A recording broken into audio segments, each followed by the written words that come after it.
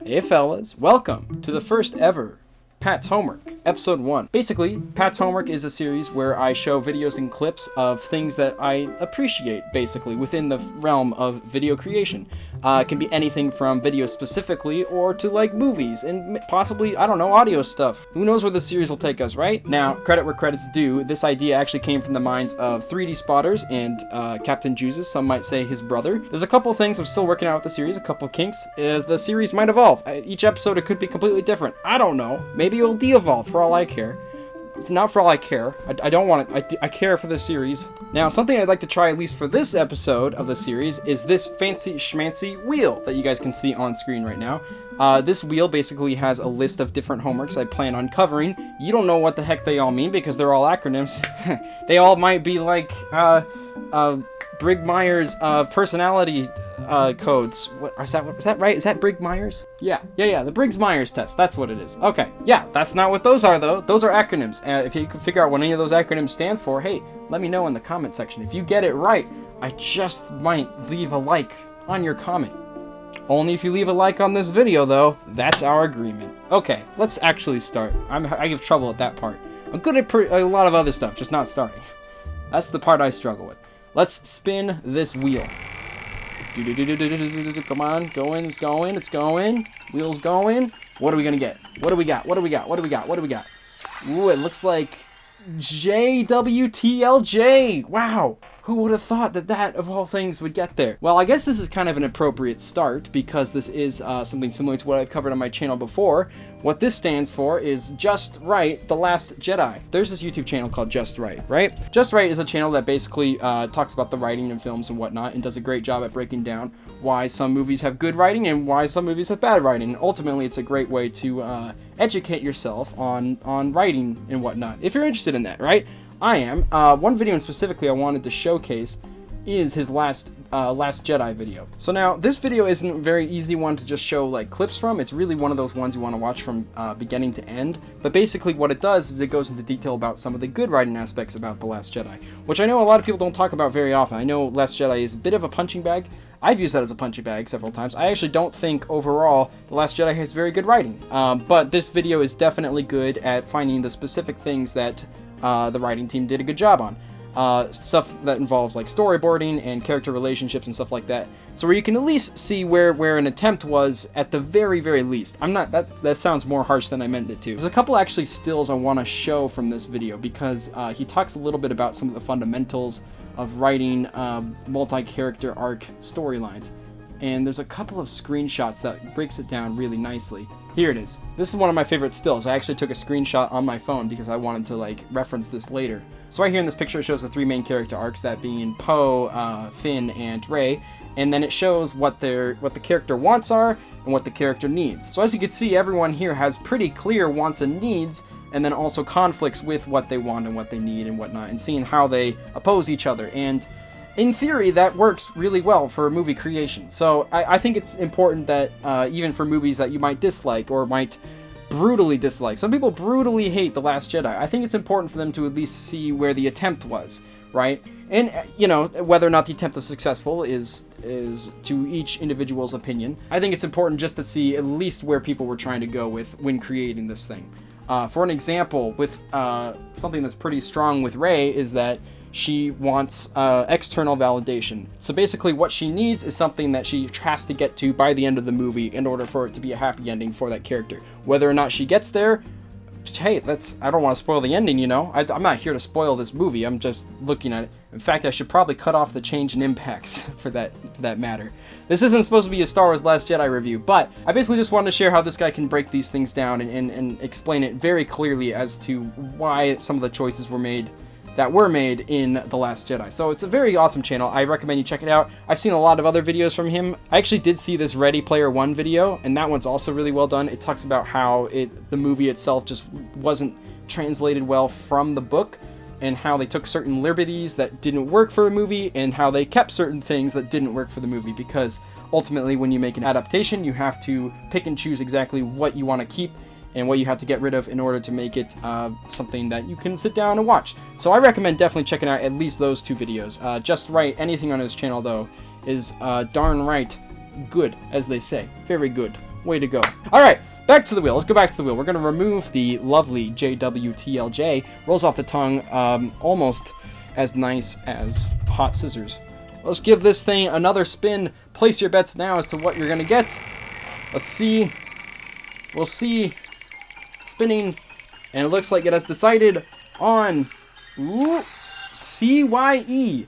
CYE. What the heck is CYE? Hang on, let me check. This one's actually a little bit different. While a lot of times we're going to be looking at different YouTube videos, this one's actually not on YouTube. This is a TV show known as Curb Your Enthusiasm. Now, again, this is kind of popular. Just Right is also kind of popular, and there'll be times where I'm mentioning popular stuff because it's not as much of showcasing things that you guys might not have ever heard of before, but it's more of me trying to point out what there is to appreciate it so that you can appreciate it, and also possibly to help educate on why it's appreciable and whatnot. So Curb Your Enthusiasm definitely has a lot of things to appreciate about it. Let me pull up some clips real quick. So Curb Your Enthusiasm is a comedy show about Larry David, who is the co-creator of Seinfeld. It's basically an improv show where all the actors are given a outline of different lines they have to hit at some point, different keynotes they have to say in order to progress the plot. So the storyboard is all set, but everything they say to get there is improvised, and it creates a very, very funny, almost surreal, organic experience because it's recreates situations that you almost see on daily basis because it's not written, it's not scripted, it's just reactions from people. So you get to see kind of this weird sense of realism through such an absurd comedy, and that kind of stuff I'm way into. So let's just play a clip for that real quick. Hey, Dan. Oh, yeah. How are you?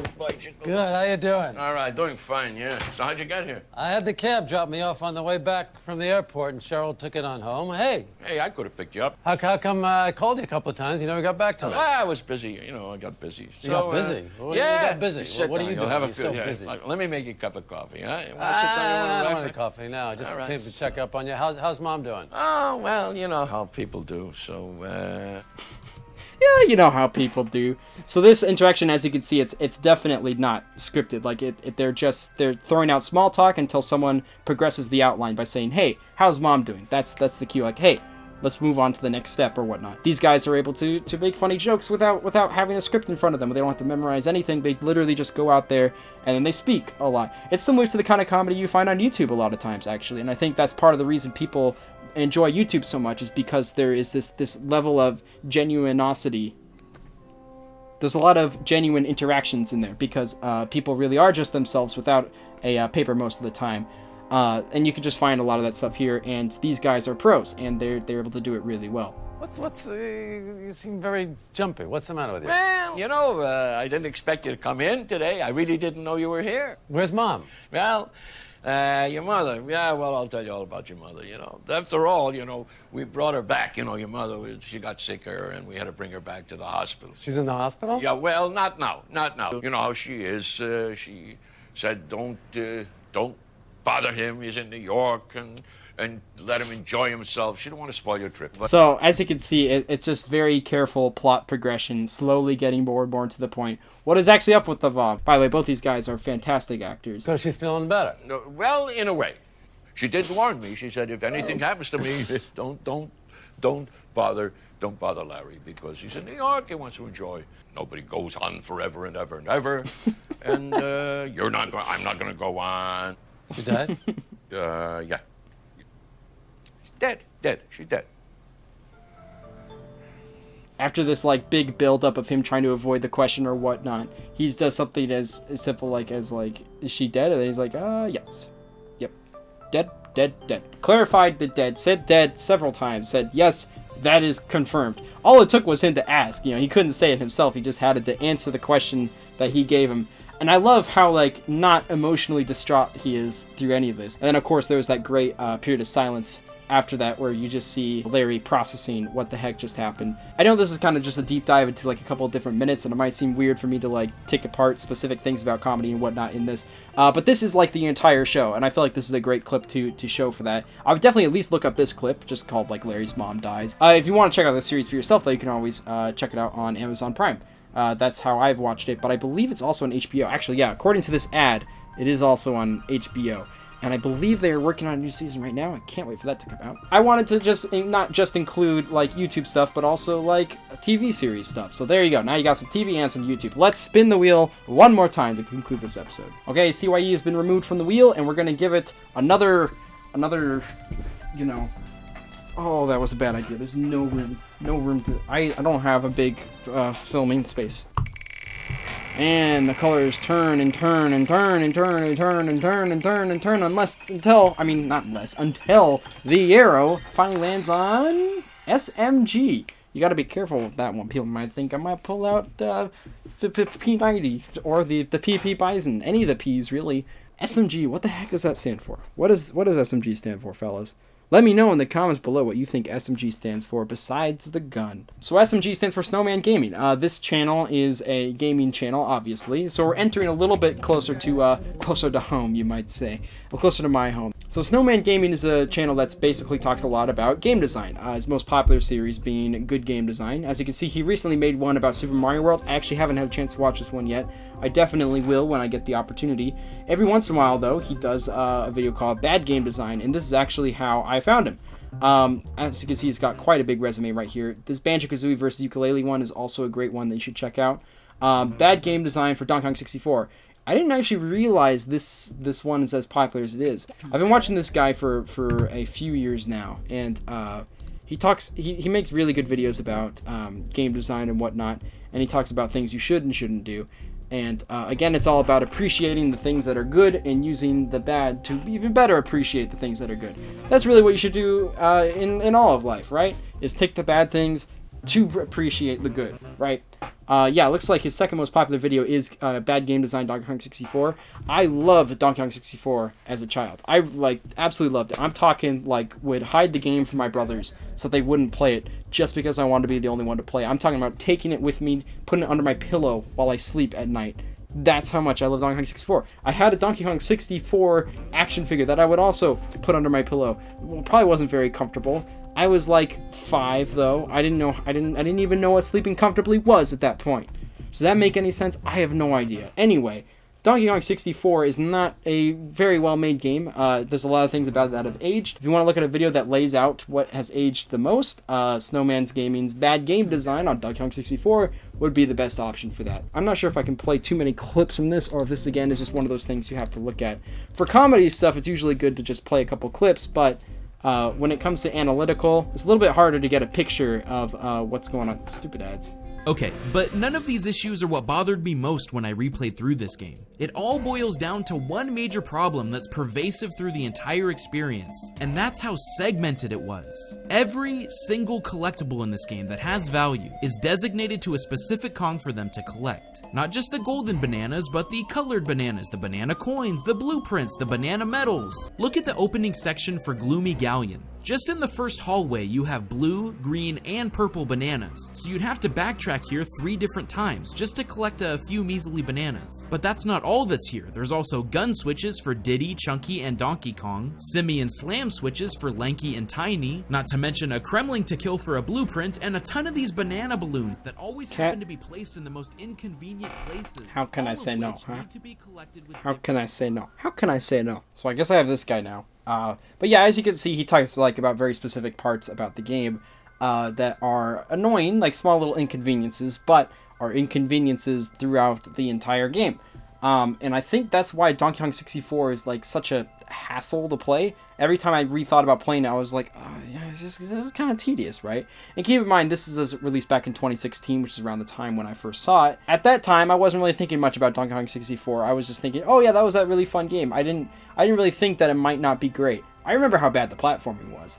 But when he started mentioning the things about the bananas and whatnot, I'm like, you know what? That's right. That was kind of annoying. But I think ultimately for a game about collecting, that game just had too many collectible barriers, right? Now, this isn't a Pat's homework of Donkey Kong 64. This is Pat's homework of Snowman Gaming. I just wanted to point out why he has really good insight and whatnot. And he was the one who kind of opened my eyes to Donkey Kong 64. And then I replayed it and I was like, you know what? Yeah, this is one of the most poorly aged games that had as much potential as it did. And it's a big shame. But not only was it aged, it was also they could have done better. Okay, whatever. Now, Snowman Gaming, as you can see, does more than just good gaming. He also does small little passion projects almost on like things like the rise of indie games and Your Opinion Matters, where it talks about like the creator's opinion as well as the individual's opinion on games and whatnot. A lot of really good videos here.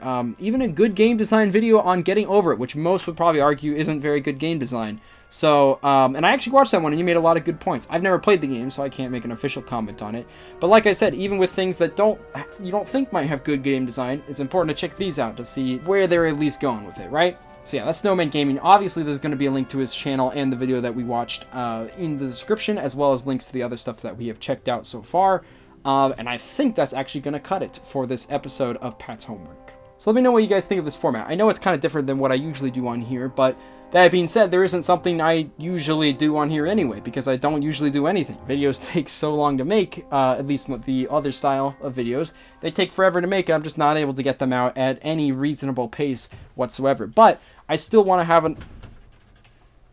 My cat is making noise. Where are you going? Hey, what are you doing? You don't have to go in there. Basically, the videos I usually make just take a long time to make, and I do want to still kind of have those on the back burner to work on, but I just want to make something also more frequent and something that still explores my joys of both comedy and critical insight. That's one of the things I like most about YouTube, and I hope that this series could be a good way to showcase that and appreciate that in a timely manner. So any feedback on the format would be greatly appreciated and taken to heart, and we'll see where this series goes, alright? I think that's going to do it for this episode, though. Thank you guys so much for watching. I'll see you next time, and so long.